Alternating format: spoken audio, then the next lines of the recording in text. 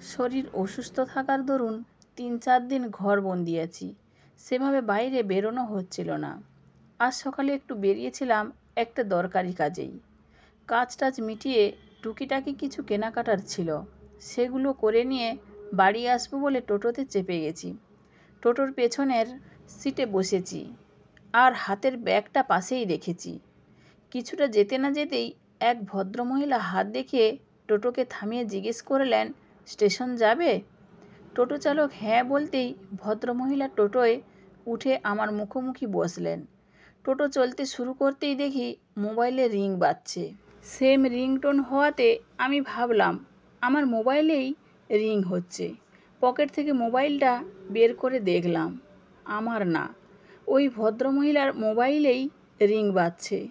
বড় মানিব্যাগের ভেতর থেকে মোবাইলটা বের করে ফোনটা স্পিকারে দিয়েই বলে উঠলেন, কি বলছো বলো। ওপাশ থেকে ভেসে এলো এক পুরুষ মানুষের গলা। কর্কশ কণ্ঠে বলে উঠল, তোমার কি কোনোদিনও কাণ্ডজ্ঞান হবে না? এরকম কেউ করে? কেন, কি করেছি আমি? কি করেছি মানে? বাইরে থেকে বাথরুমের দরজা লক করে দিয়ে গেছো কেন? লক করেছি তো কি হয়েছে? কি হয়েছে? তোমাকে দেখতে হবে না বাথরুমের মধ্যে কেউ আছে কি না? কেন, বাথরুমের ভেতর কে আর থাকবে? কেউ নেই বলেই লক করলাম। ও আচ্ছা, কেউ নেই। আমি কোথায় ছিলাম? তুমি তো বেরিয়ে গেলে। আমাকে তো তুমি বললে তুমি তপনদার বাড়িতে যাবে। আমি ভেবেছি তুমি তপনদার বাড়ি চলে গেছো, তাই আমি বেরিয়ে এলাম।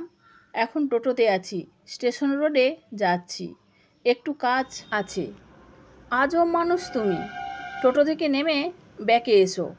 আমি কি এতক্ষণ ধরে ঘরে বসে থাকবো নাকি? কথাটা শোনার পর ভদ্রমহিলা কি যেন একটু ভাবলেন, চোখে মুখে তখন সন্দেহের ছাপ। তারপর জিজ্ঞেস করলেন, এই তুমি ঘরে বসে আছো কি করে? বাথরুমের দরজা যদি বাইরে থেকে লক থাকে তাহলে তুমি বেরোলে কি করে? তার মানে তুমি বলতে চাইছো বাথরুমের মধ্যেই আমার বসে থাকাই উচিত ছিল?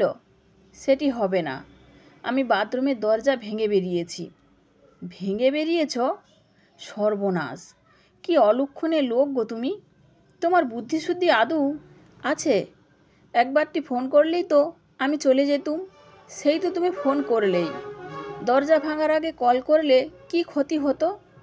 ঘটে কিছু থাকলে তো কাজে লাগবে। আমার ঘটে যতটুকু আছে আমি ততটুকু কাজে লাগিয়েছি।